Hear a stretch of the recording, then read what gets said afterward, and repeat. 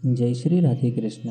नारायणं नमस्कृत्य नरं चैव नरोत्तमं देवीं सरस्वतीं व्यासं ततो जयमुदीरये।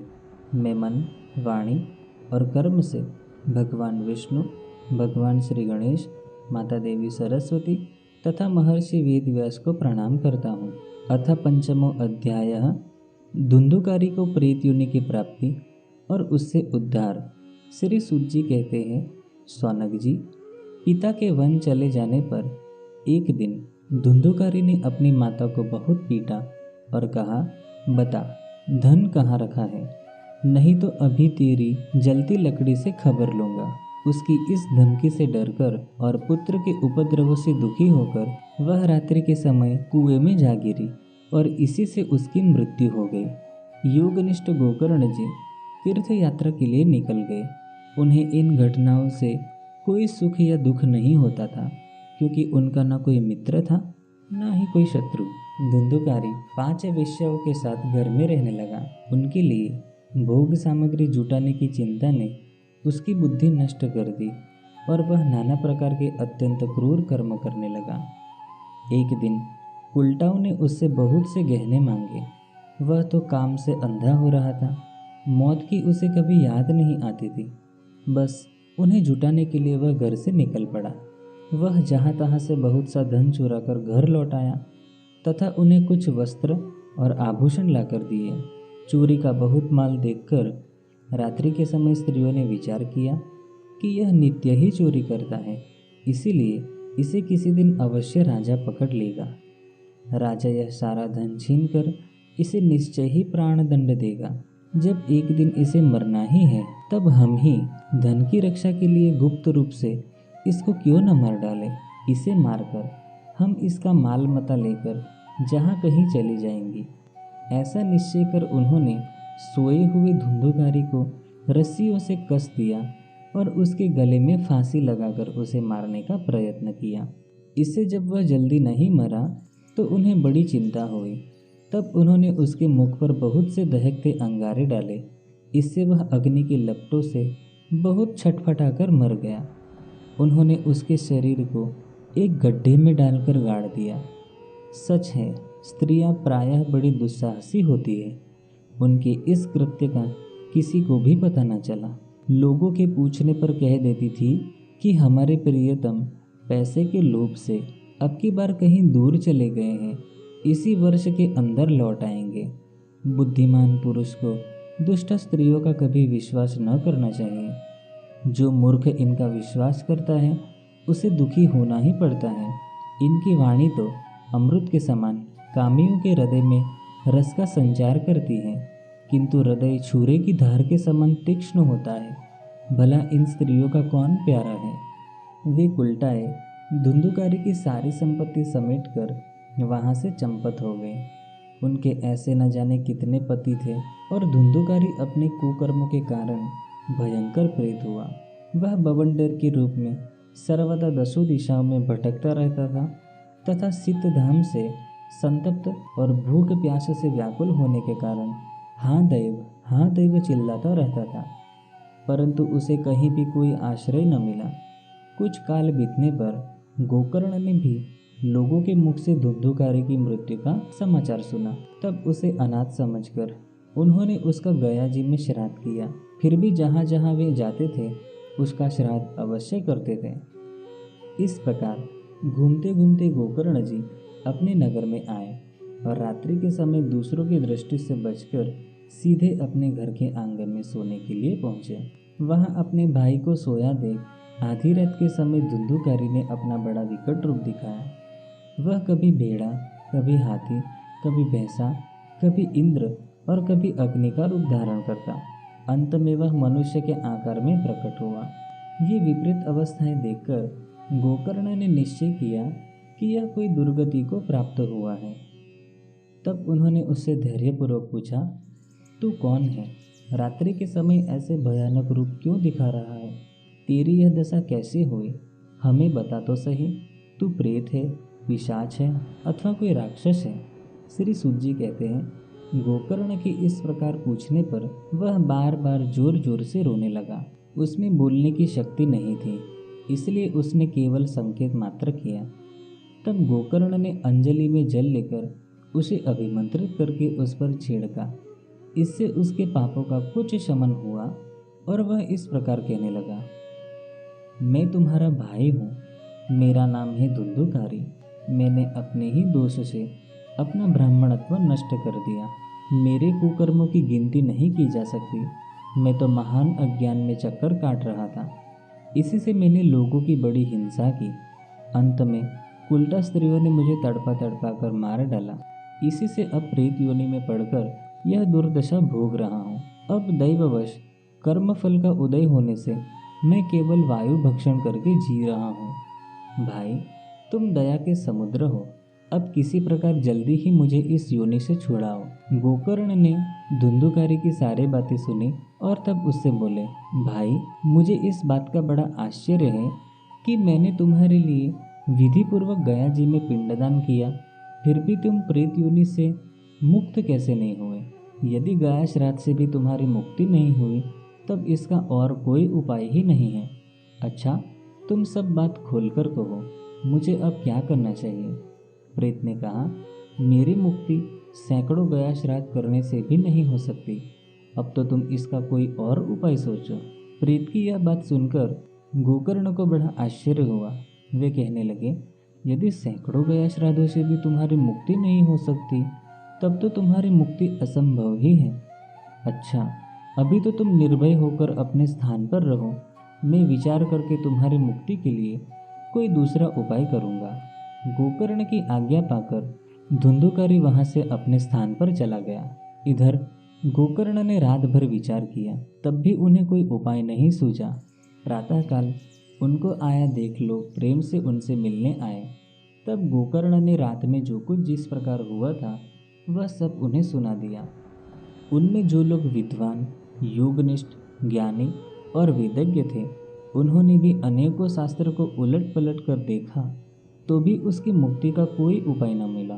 तब सबने यही निश्चय किया कि इस विषय में भगवान श्री सूर्य नारायण जो आज्ञा करे वही करना चाहिए। अतः गोकर्ण ने अपने तपोबल से सूर्य की गति को रोक दिया। उन्होंने स्तुति की, भगवान, आप सारे संसार के साक्षी हैं। मैं आपको नमस्कार करता हूँ। आप मुझे कृपा करके धुंधुकारी की मुक्ति का साधन बताइए। गोकर्ण की यह प्रार्थना सुनकर सूर्य देव ने दूर से ही स्पष्ट शब्दों में कहा, श्रीमद् भागवत से ही मुक्ति हो सकती है, इसीलिए तुम उसका सप्ताह पारायण करो। सूर्य का यह धर्ममय वचन वहाँ सभी ने सुना। तब सबने यही कहा कि प्रयत्न पूर्वक यही करो, है भी यह साधन बहुत सरल। अतः गोकर्ण जी भी तदनुसार निश्चय करके कथा सुनाने के लिए तैयार हो गए। देश और गांवों से अनेकों लोग सुनने के लिए आए। बहुत से लंगड़े लूले, अंधे, बूढ़े और मंदबुद्धि पुरुष भी अपने पापों की निवृत्ति के उद्देश्य से वहां आ पहुंचे। इस प्रकार वहां इतनी भीड़ हो गई कि उसे देखकर देवताओं को भी आश्चर्य होता था। जब गोकर्ण जी व्यास गद्दी पर बैठकर कथा कहने लगे तब वह प्रेत भी वहां आ पहुंचा और इधर उधर बैठने के लिए स्थान ढूंढने लगा। इतने में ही उसकी दृष्टि एक सीधे रखे हुए 7 गांठ के बांस पर पड़ी। उसी के नीचे के छिद्र में घुसकर वह कथा सुनने के लिए बैठ गया। वायु रूप होने के कारण वह बाहर कहीं बैठ नहीं सकता था, इसीलिए बांस में घुस गया। गोकर्ण जी ने एक वैष्णव ब्राह्मण को मुख्य श्रोता बनाया और प्रथम स्कंद से ही स्पष्ट स्वर में कथा सुनानी आरंभ कर दी। सायंकाल में जब कथा को विश्राम दिया गया तब एक बड़ी विचित्र बात हुई। वहां सभासदों के देखते देखते उस बांस की एक गांठ तड़ तड़ शब्द करती हुई फट गई। इस प्रकार दूसरे दिन सायंकाल में दूसरी गांठ फटी और तीसरे दिन उसी समय तीसरी।